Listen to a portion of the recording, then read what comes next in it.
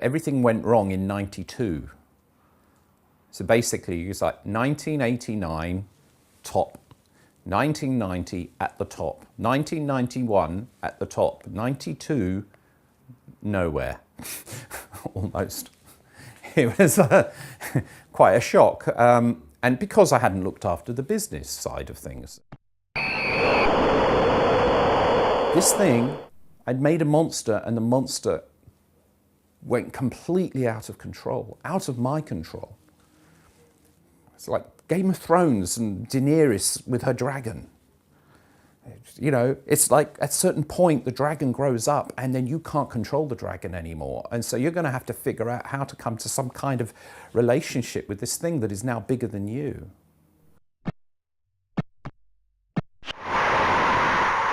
So I said, never mind, you just do what you do. You know, it's quite clear that you found your passion, the thing that you were here to do. You're here to make games.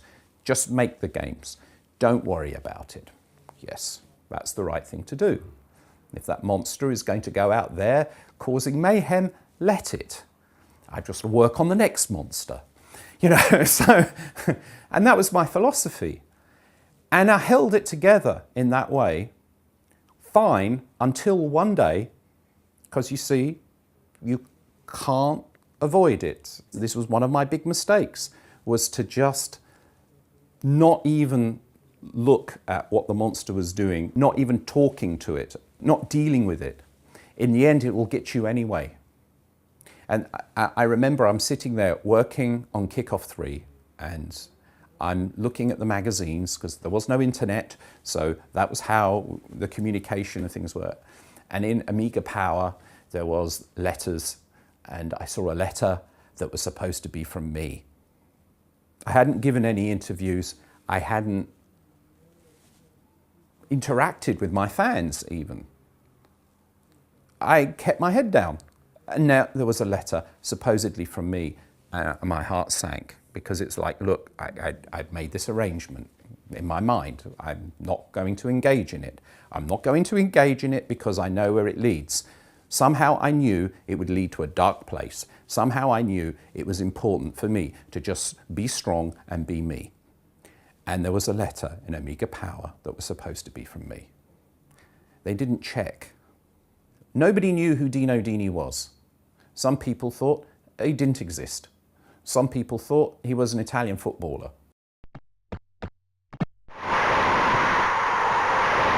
I'm in my early 20s.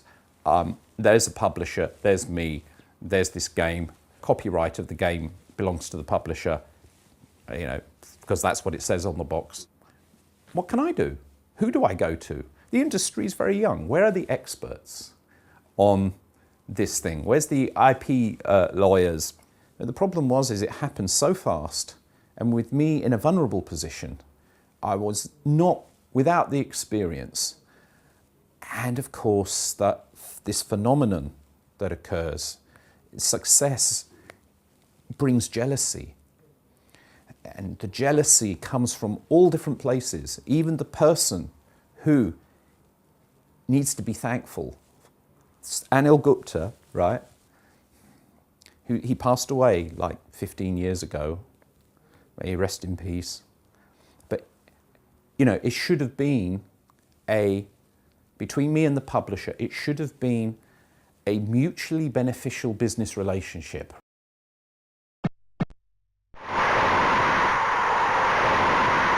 The creative talent became, on the one hand, what originally brought, you know, made the industry what it was, but then the companies wanted to hide it. They wanted to hide the talent. They wanted to be in control. And so the industry moved in this direction where it was the managers and the owners of companies and so on that dictated, in the end, the creative flow of everything, and with their rationalizations and so on. And the creative talent got pushed down and down and down. And this has gone on for 20 years with many reasons. It's a very complicated thing. It's not simple at all, but that's what's happened. And nobody knew.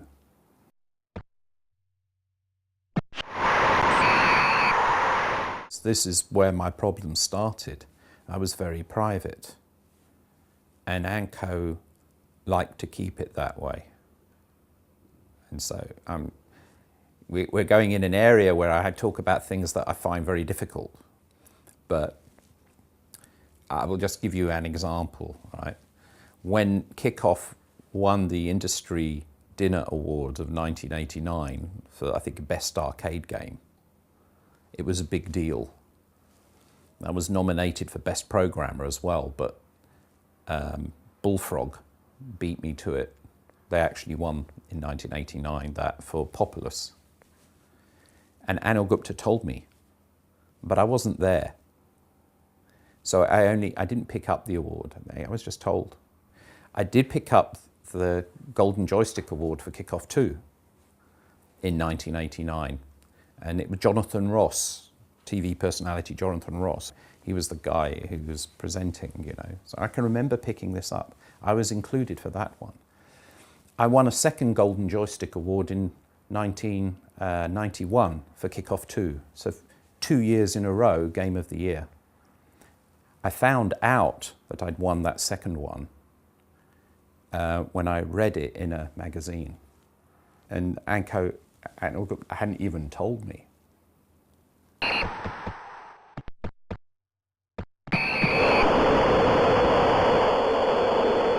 And so working on KickOff 3, and he said that to me, I had to make a decision.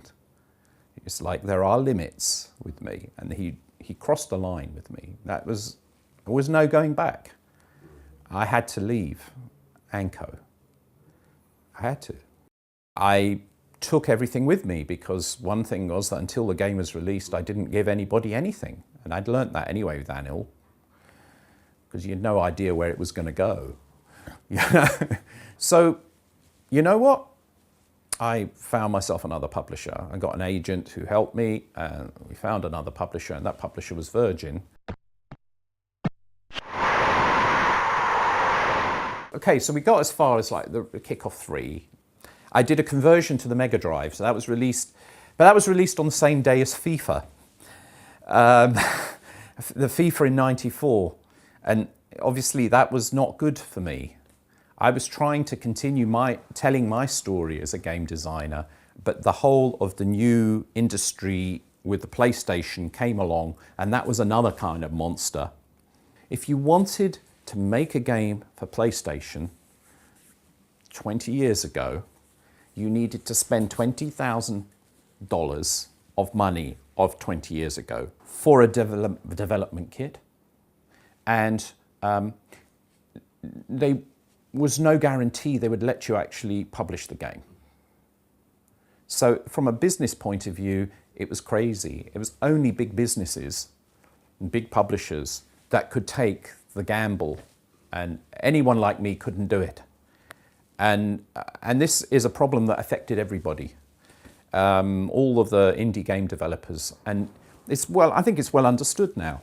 So this was a real problem, because what could I do? I did try. I went to PC. It's the only place I could go. This is all part of the story. It's like, I can look at this now and think I'm okay with it. I can look at the box of the original KickOff 2 and I'm okay with it now. I went to the Dublin KickOff 2 World Championships last November. It's the 25th anniversary championships of the game, right? And I could play my game. It's the first time I could do it, and it didn't cause me pain. It's the first time that I could do that. I can look at my game, and it's like staring into the eyes of the monster and not be afraid. So after 20 years, I'm back.